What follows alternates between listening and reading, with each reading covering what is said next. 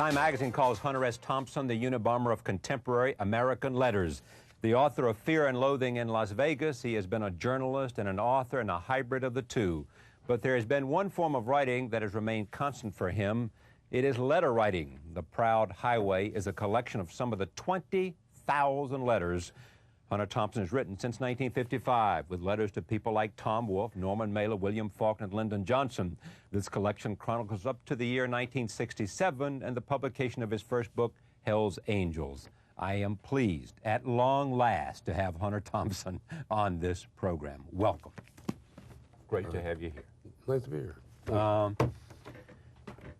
To do this, to write these letters as well as they are, to keep them, to make carbons, says to me two things. One, you had a sense of wanting that you were going to be something and be somebody, and this was your way.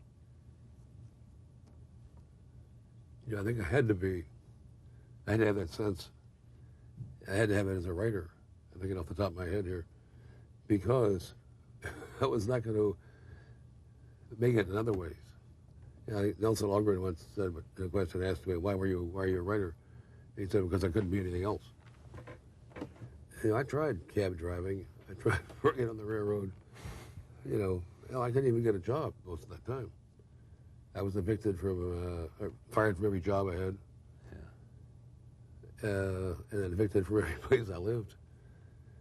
So eventually, I guess in '72, I moved to Colorado. I finally had to buy the place because I couldn't move anymore. Yeah. It was just too much. It was like a piss ad. And, you know, I began to kind of call in the letters. My mother had some. Bill Kennedy had some. He does the foreword to this book. Yeah, yeah. We'll talk about his wine drinking later on. All right, we'll get to that. Yeah. But you had the copies, and you kept them, in that trunk. Trunks. Trunks, yeah, exactly. Yeah. Trunks. Oh, boy. Why did you keep them? I'm trying to think. I guess because as sort of a breaking-in journalist at that time, I was taught, and I have since taught, that what you want to do is keep copies of your stories and your bylines. You know, that's your passport for your next job. And I guess I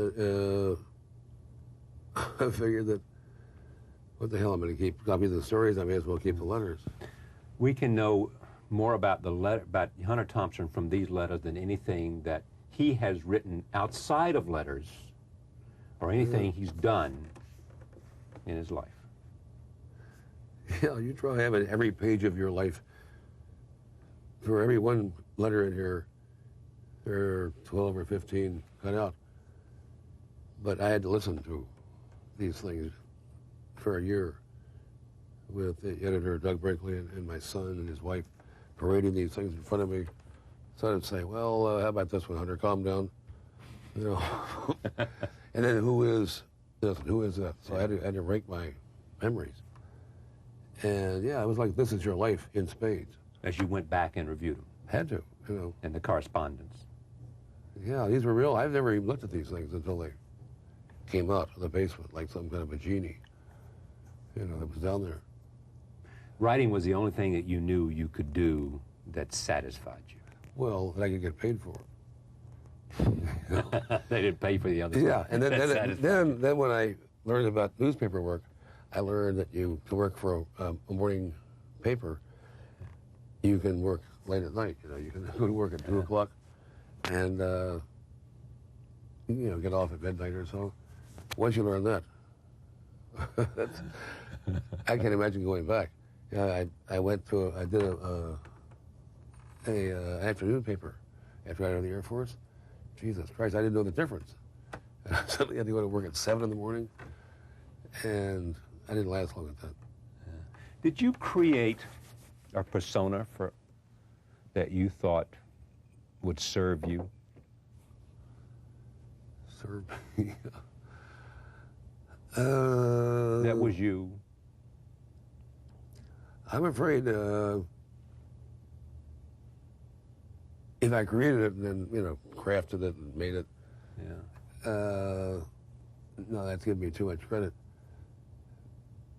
Being a hillbilly, a lazy person, basically. I had to stick with whatever it was. I just documented it. Now, why? You just documented what you were. Well, but by doing a logical thing, like keeping letters, yeah, I did have a sense, and it's clear in this book, that I was going to be a writer. And if the reason was, well, I can't do anything else, well, so be it. You try going and getting a job now as a stockbroker. Going through personnel agencies. Selling used cars. But before I did the Hells Angels book, I found myself lining up at 4:30 in the morning in San Francisco, down on Howard Street, with winos, literally, to be selected.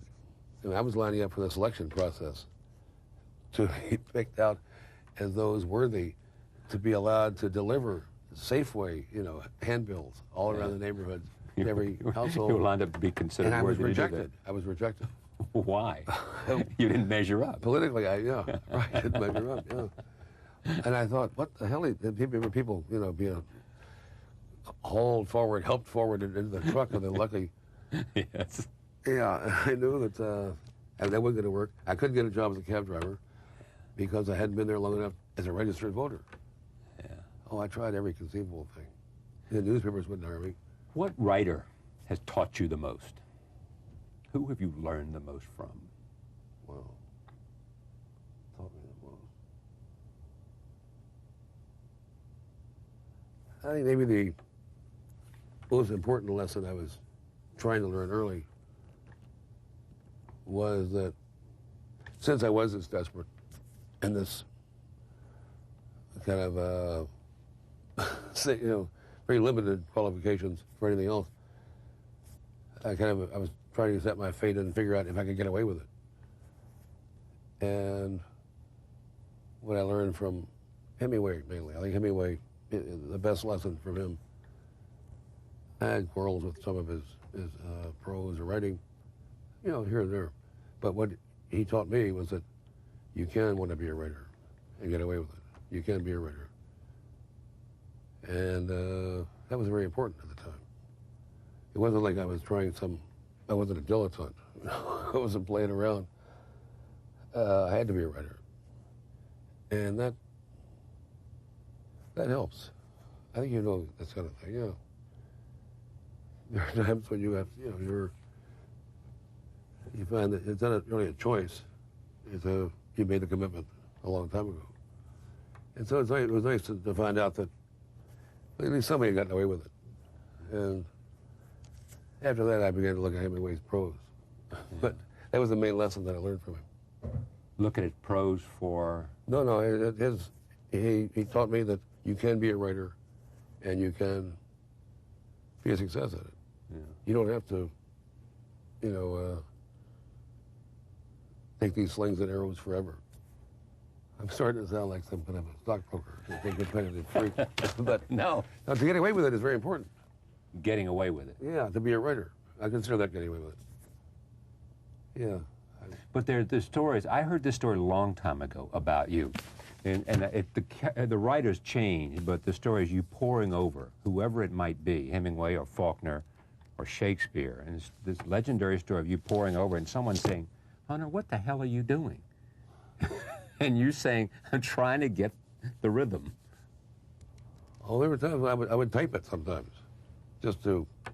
You'd be surprised if you type somebody else's lines. I try to do Kerouac's poetry. I can't really do it. Kerouac had different rhythms, but if you type out somebody's work, you learn a lot about. Basically, it's music, I think. Yeah. And from typing out parts of Faulkner, Hemingway, Fitzgerald. I mean, these were just these were writers that were very big in my life and the lives of the people around me. So yeah, I wanted to learn from the best, I guess. And that was one way to do it. But I was quite serious, When you wrote Faulkner, I guess. you did write Faulkner. It's in here. Oh, yeah. What? I mean, where did it come from? You just wanted to connect and say, "Send me some money." Oh, no. I did say that, though, didn't I? Yes, you did. No, that was a joke. It got his attention. No, but I think it was part But no of money. I think it was part of the thinking, the hubris of the 60s. It was even before the 60s. Yeah, it was. Okay. That, well, I'd connected previously with, I would call James Reston, like 3 in the morning. At his cabin in Virginia. Yeah. And the Times, when I talked to the Times, to give me his number and ask him why the Soviet Army chorus wasn't being let into the country, being allowed in. I was outraged at that. Yes. And once you learn you can do that. It's licensed. It's licensed to go fishing. But I'm finding out, yes. But I'm finding out the other side of it now. Yeah. Oh, so you get in the I call. had to change my phone number every 3 days. But because of this book, or because no. They want to talk to you? Well, they is a complicated mix of fans. But I think the 60s were a time when, like when I applied for a job Yeah. as the governor of American Samoa. Oh, this was a letter to Lyndon Johnson. Yeah. Well, why not? Exactly what, but it was not a prank, as someone as he suggested. No. I really believed that I was the best person. Not, Well, you could probably make an argument. I did. I know. And I thought I was still in the running Until when I got pissed off about his Vietnam policy enough yeah. to write him and say, take my name off the list. Just And if that was hubris, well, but I think in the 60s... Well, what was it? If it wasn't, what was it? I mean, it's... it was Hubris or something else? Or a psychotic episode where you believe that the authorities are really on your side. Yeah. Norman Mailer said it one time very well, that with Kennedy, John Kennedy, you had a belief that if you could get over the White House fence, over the spikes and run crazily across the yard, dodging the Secret Service people, that if you made it to the White House, that Kennedy would say, come on in, you were safe there. In other words, if they didn't get you before you got to the door, you were home free. The guy on top was really going to be on your side. Exactly. If you could run through that course. Well, I was just trying to, these letters in this book, that was my way of running through it. I believed that Lyndon Johnson would get these letters. Well, Larry O'Brien answered them. Yes, exactly. Oh, no. The Postmaster General. Yeah. At that time, I think he was a special assistant, too. Right. Special assistant Jack Kennedy and stayed on, and then Lyndon Johnson made him Postmaster General.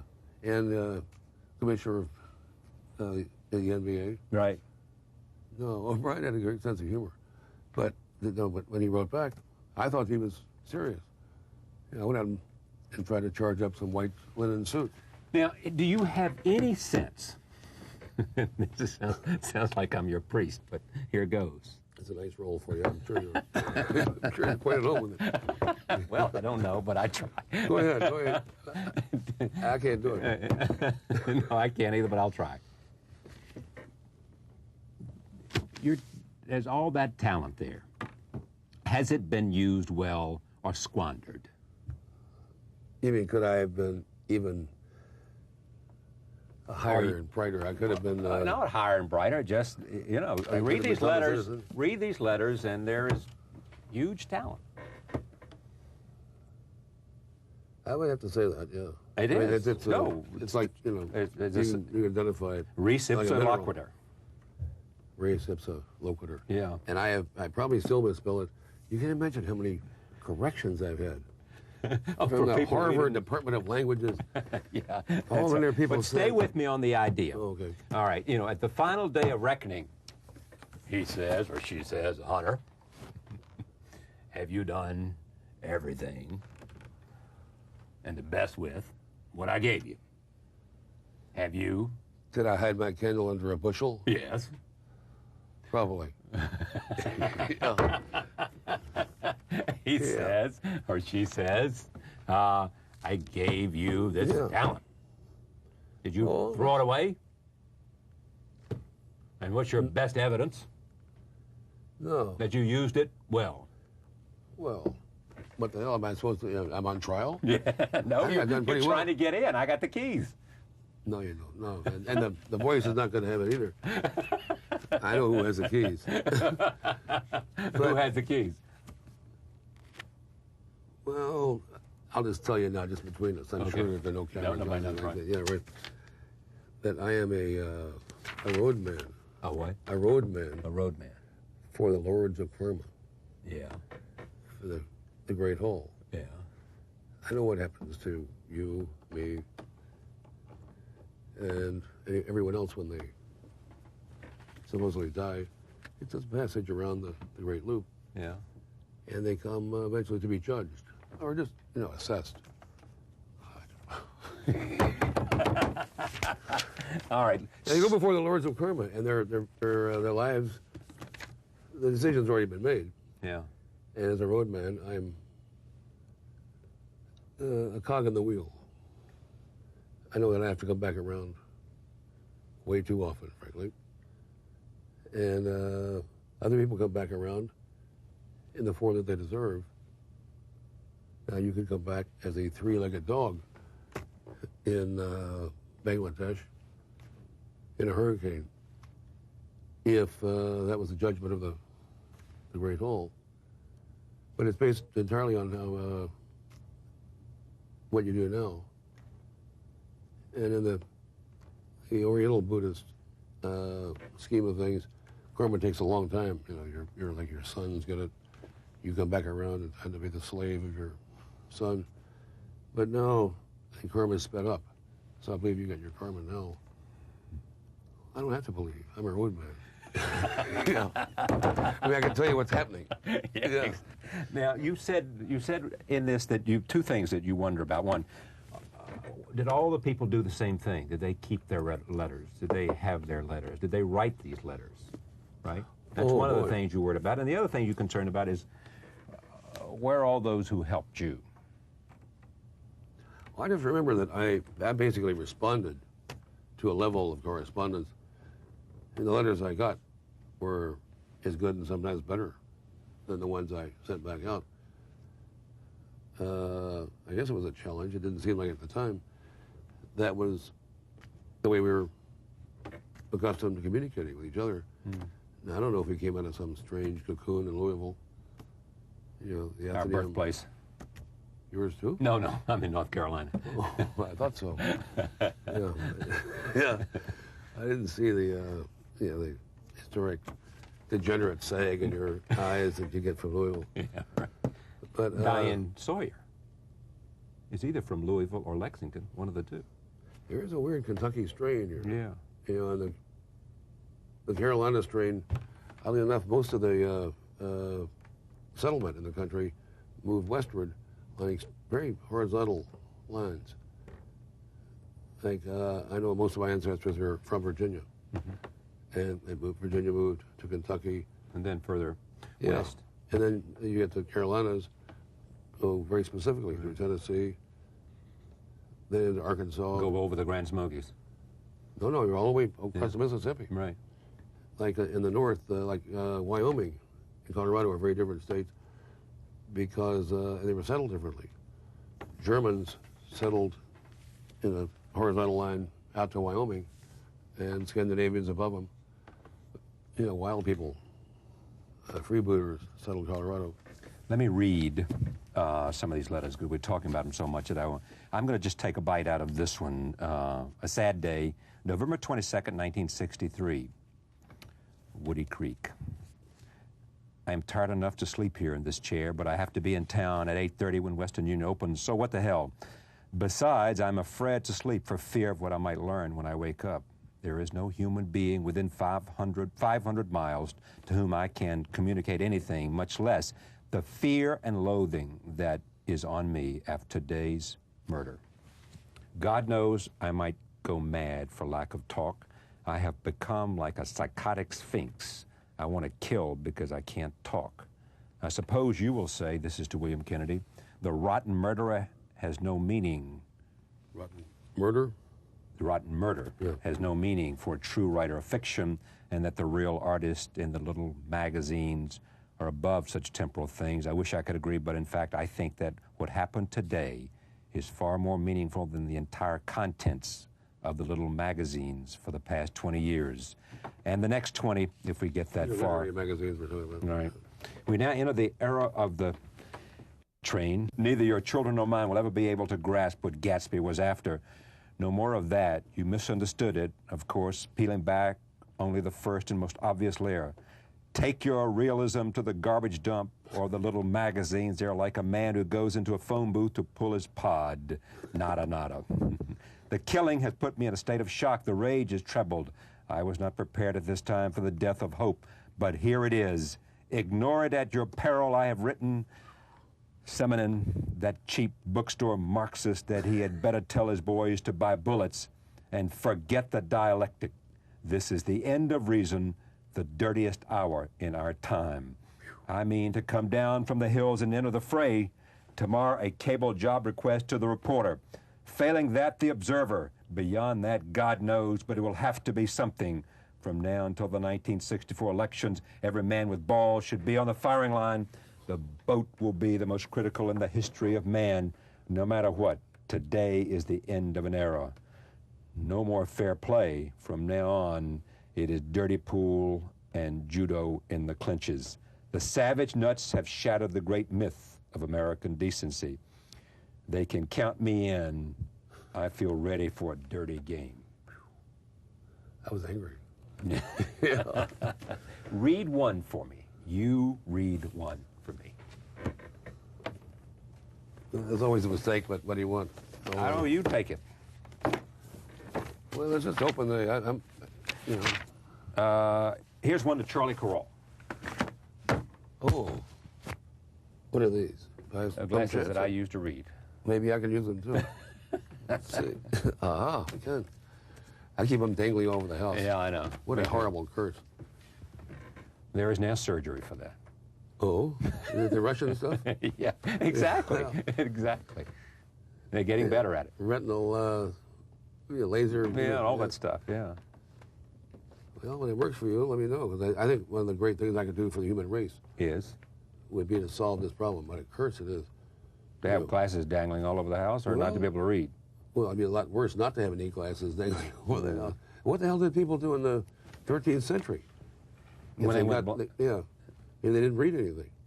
But imagine being half blind in the middle of some war. You're working for Genghis Khan. You can't see the enemy. Yeah, I know. No wonder they died early. All right, this is a letter to Carroll. Let's see. Well, Doug Brinkley's note here says, researching the Hells Angels had inherent dangers.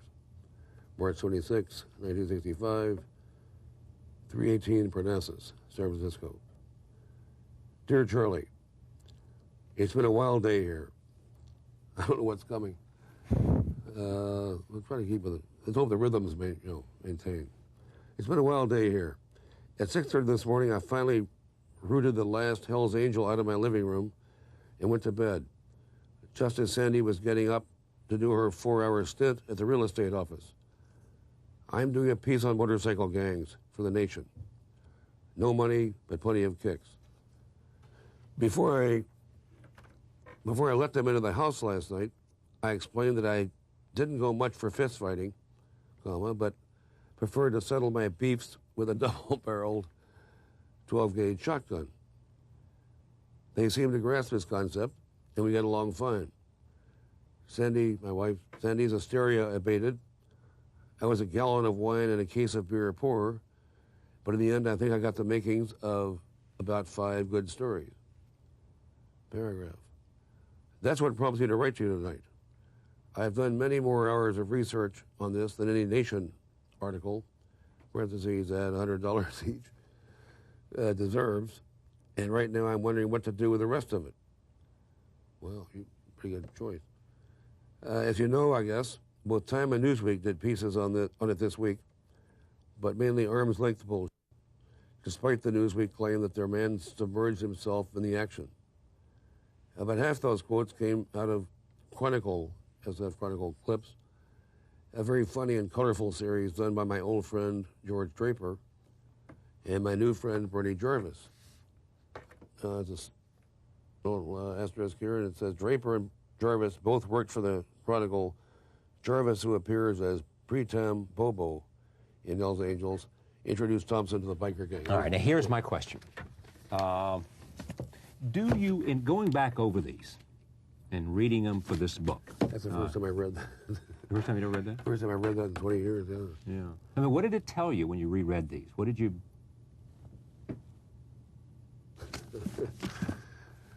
It's more like what it didn't tell me, I guess. What didn't it tell you?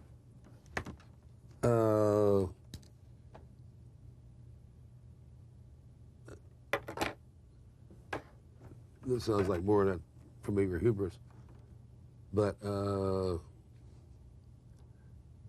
actually lived in fear, and this is for a year, and I couldn't say anything. It was understood that whatever they brought out of the files was the files, and I kept thinking,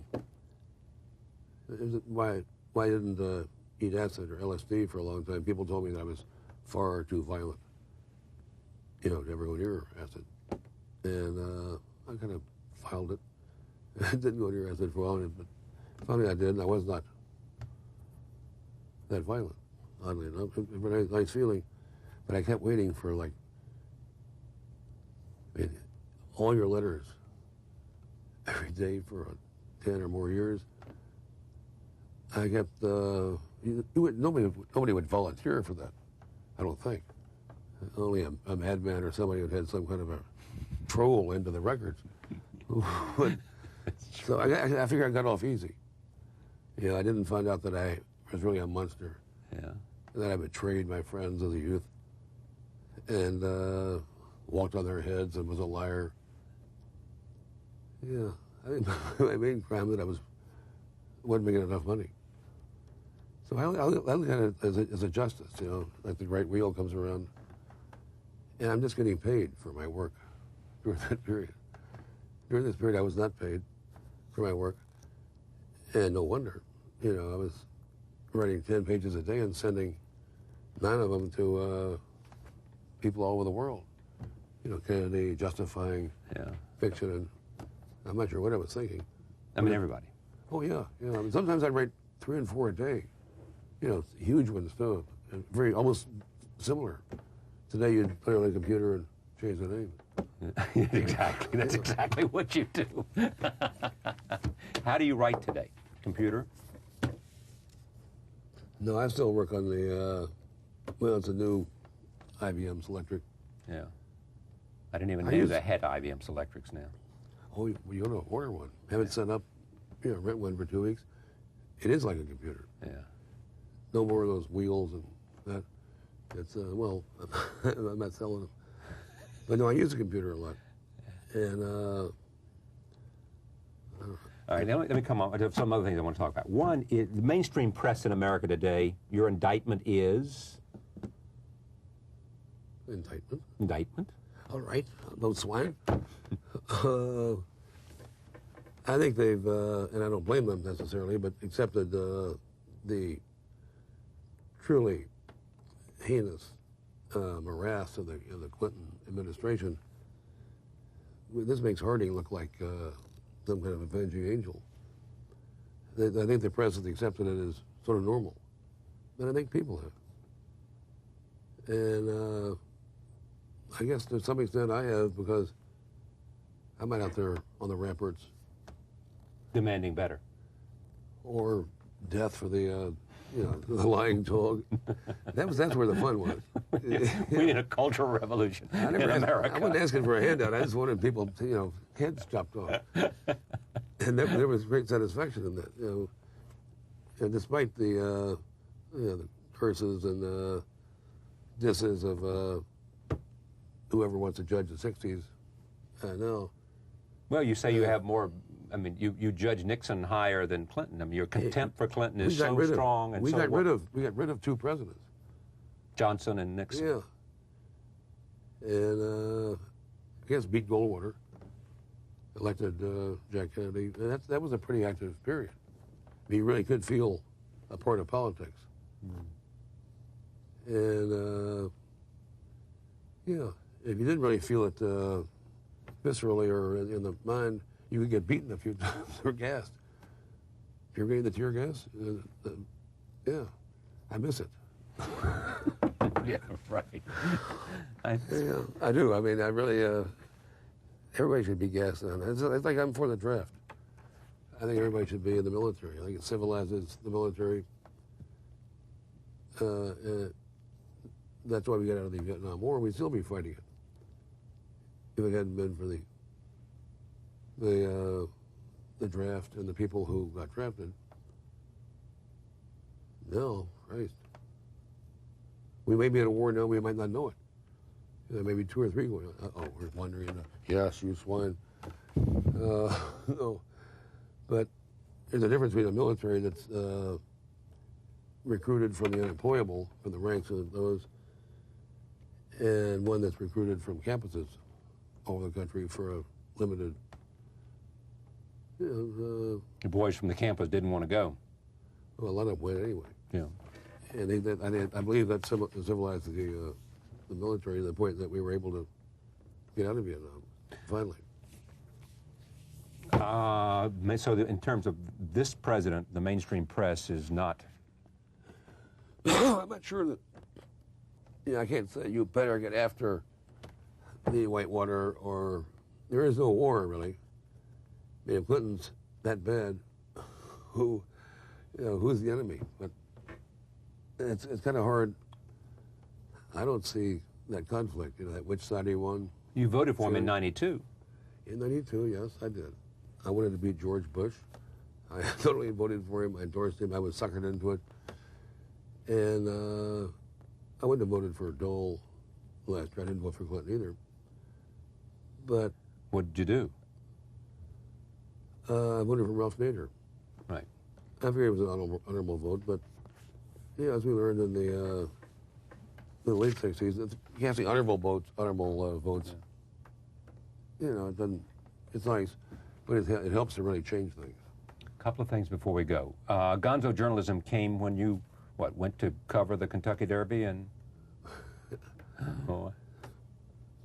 I think it came as I knew that the whatever description or word term you'd use to call whatever I did was not in the book. So I think I just picked out Gonzo journalism. It came from a letter. This is when you just sent off your notes, was that? Yeah, ripping them out of the binder. Yes. And Stedman's drawings were already in, and I was left. Yes. It's a great story. Yeah, and I finally ended up. That's when I discovered the what is now the fax machine. Yeah. Then it was the what the hell was it?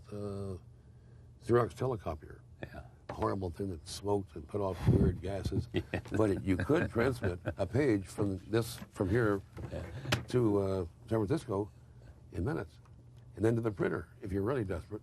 Is there one letter in your collection that you prize the most that you have received? This thing is tragically short of incoming. Yes, you got a point there. Yeah, but Jesus, it was... But there are some correspondences here, clearly. Tom Wolfe, Kuralt. We'd have to get down to love letters, and then I'd have to sort them.